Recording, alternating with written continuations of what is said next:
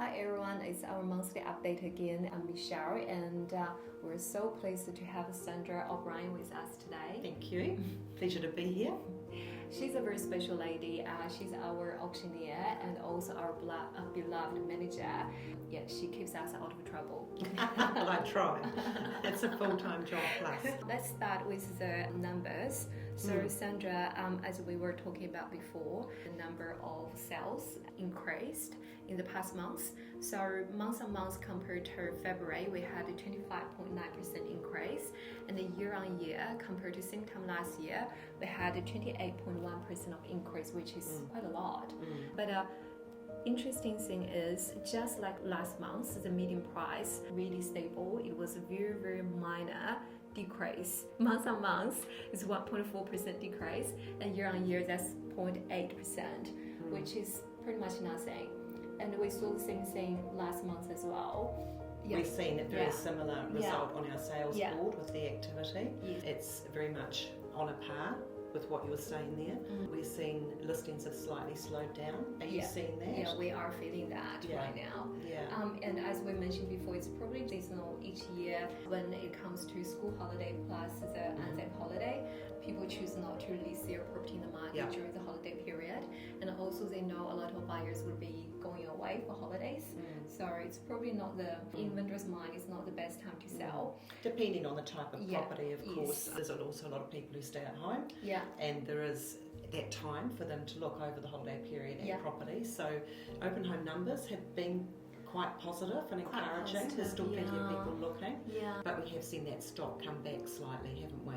It's still quite in line with last month. The reason the sales count increased was because we had a really high stock level from February to March.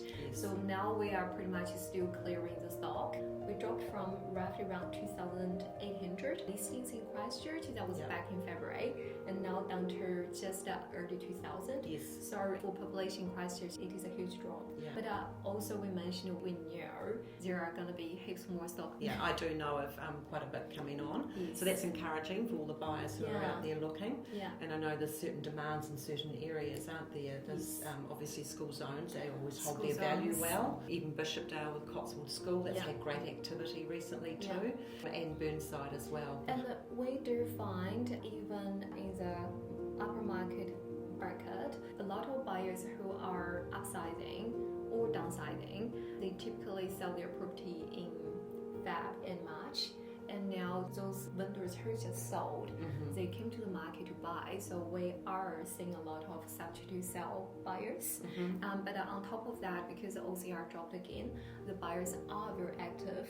So I presented two multiple offers yesterday. You can see stocks moving quicker compared to a few weeks ago.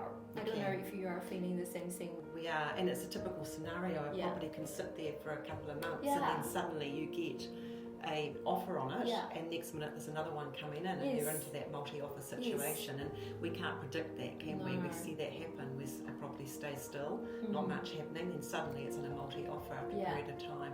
And it's because buyers are coming to the market all the time, aren't they? Week on, week out. Some are missing a house the week before and they're in the auction room bidding on something the week after, and they hadn't even shown their hand on that property prior. So if they miss out, they become quite sharp. And we're seeing good activity in our auction room. We saw that last week, didn't we, Michelle? We sold 6 out of 13 properties under the hammer. But afterwards, I think we sold 2 went under offer within a very quick period, and 2 more were sold. So we basically had 10 from the 13. And my dollar place, we got an offer straight after the auction and become a multiple offer situation yesterday, and it's an offer. It just shows that the buyers are very active. They are probably still cautious because of everything, but they're definitely making a move. And I think too they've been a little cautious because they have had some choice, and now they're being diminished a little bit, but they have been able to be selective and cautious because they're still waiting for interest rates to come down, which we are seeing are taking its time. They are happening, but it's slow. The banks are dropping quite a bit compared to a few months ago. It's more readily. It's under 5 now. Yes, it is. Which is great.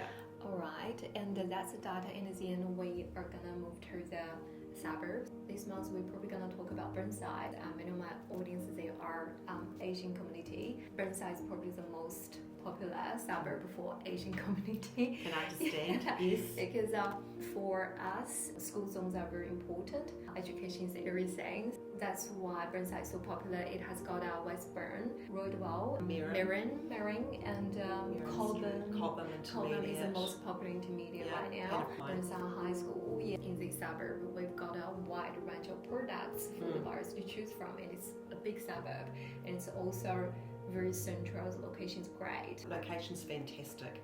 And I think you've got a wide range, a diversification of price ranges, don't you, in Burnside?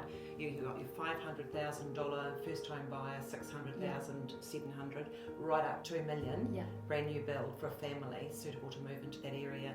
So it covers a wide range of buyers. The location itself, it is, as you said, it's second to none. It's easy access to the southern motorway, northern motorway, and the airport, and it's only minutes into town, so it's well supported. There are some very luxurious ones as well for big family homes. Yes, beautiful. Very nice areas. There's been quite a few new builds as well, which has allowed families to move into post-quake homes. Well, probably I would say that now's a really good time to buy. I think, yes, there's still a little bit of choice out there. There's going to be more coming on as we have seen that dry up a little bit over the last few weeks. We're very active, we're at the coalface, so we see things change very quickly on a dime, don't they? Sure. And people are always wondering when to buy. Do they buy when we're at the bottom of the market? Is it a good time to buy? Well, you never know you're at the bottom of the market till you're out of it and you're on the way up. True. So I think it's really important just to go, if the time's right and it suits the family, interest rates are good for me at the moment, and they're only going to come down. I can fix for a short period and hope it'll move again.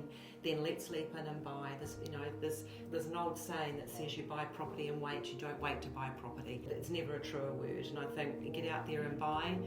There'll be never a better investment that you'll make in property, I think.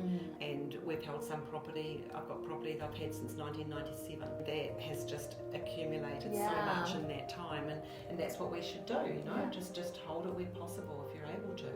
It's always be a good investment for you.